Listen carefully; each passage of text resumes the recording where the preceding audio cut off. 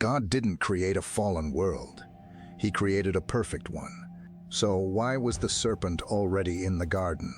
The serpent was evil before Eve took a bite. So when exactly did Lucifer fall? This isn't a hidden question. It's just never explained from the pulpit. You've heard the creation story your whole life. Genesis 1 says it was very good, but by Genesis 3, Satan is operational. He's already recruiting, already scheming, already present. That's a timeline problem nobody addresses. If Lucifer fell after creation, where's the record? There's no chapter between Genesis 1 and 3 documenting his rebellion. The Bible doesn't spell it out, but it leaves fingerprints everywhere. Look at the gap between Genesis 1 and 1:2. In the beginning, God created the heavens and the earth.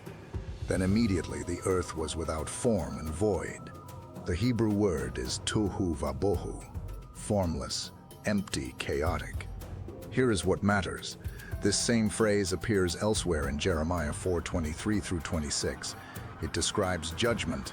I looked at the earth, and it was formless and empty. This is judgment language, not creation language. God doesn't create chaos. He creates order. So where did the chaos come from? Theologians have asked this question for centuries. The answer they found a prior age existed. Between verse 1 and verse 2, something happened. A rebellion, a judgment, a restoration. This isn't speculation dressed as theology. It's a gap the text itself suggests. Now look at Isaiah 14. How you have fallen from heaven, O morning star, son of the dawn. This is written in past tense. The fall isn't prophesied. It's already done.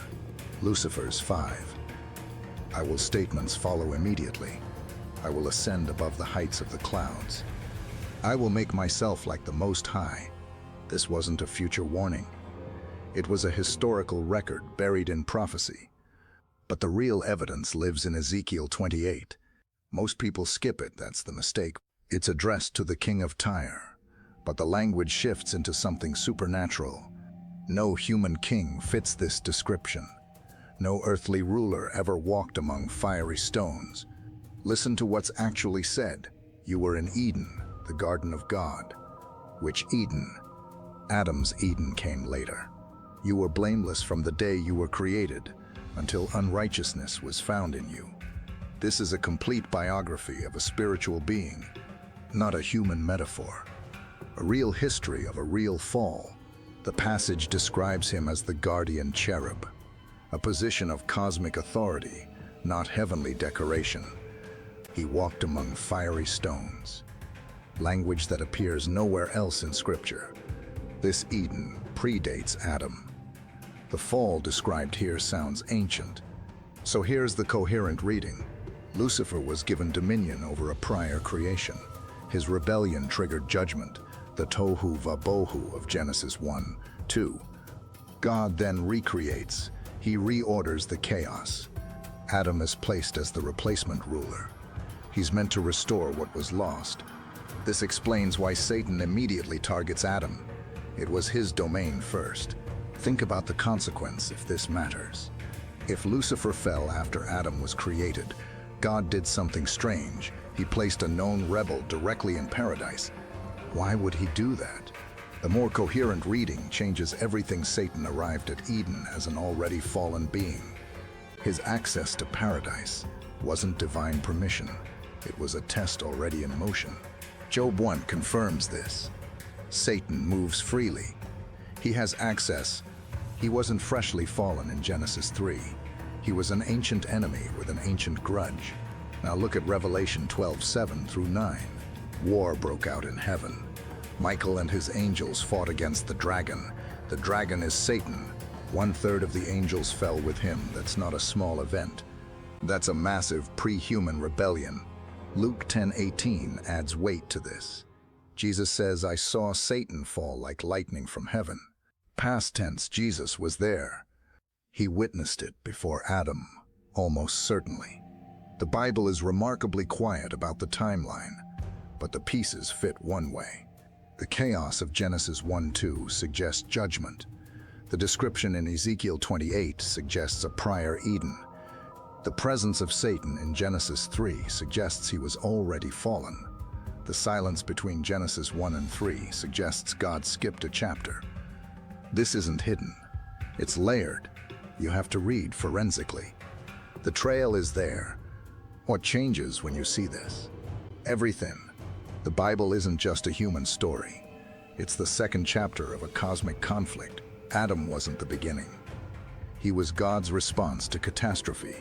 The serpent in Eden wasn't a random temptation. It was an ancient enemy on his last stand. The cross isn't just about human sin. It's the final resolution of a rebellion, older than creation. Romans 8:19 through 22 takes on new weight. Creation groans the whole universe, suffers from something older than Adam.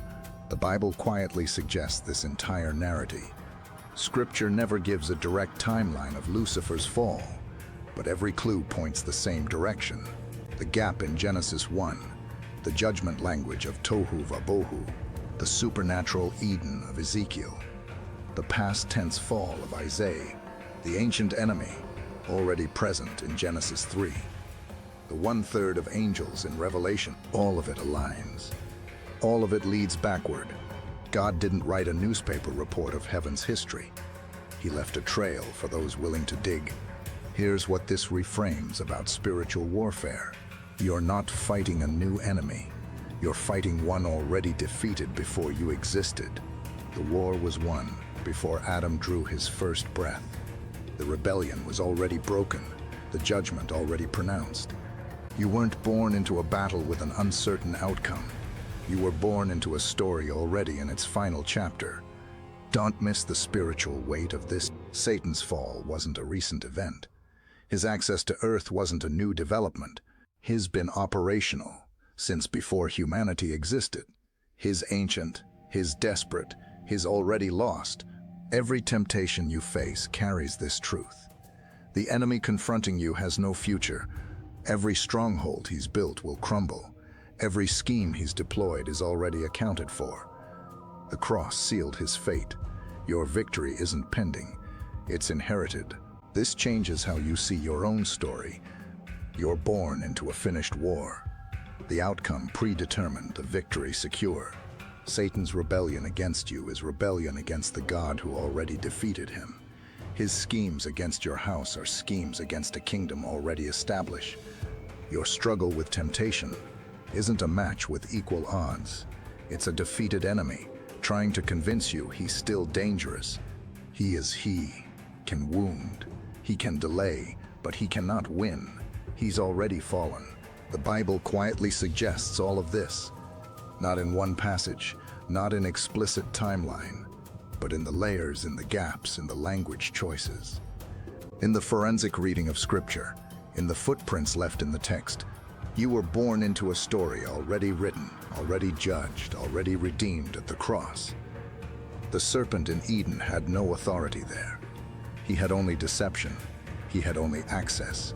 You have armor. You have truth. You have the blood of Christ. The question isn't whether Lucifer fell before Adam. The question is what that means for you. It means your enemy is ancient and defeated. It means your struggle is real but predetermined. It means temptation is real, but victory is already yours. Not earned, not fragile, purchased, secured, impossible to lose. So tonight, remember this: the Bible isn't hiding Lucifer's fall from you. It's distributed across every major book of prophecy. Genesis 1:2's chaos, Ezekiel 28's fallen guardian, Isaiah 14's past tense pride, Revelation 12's ancient war. All of it points backward. All of it suggests the same thing. Satan fell before you were born. He's been falling ever since.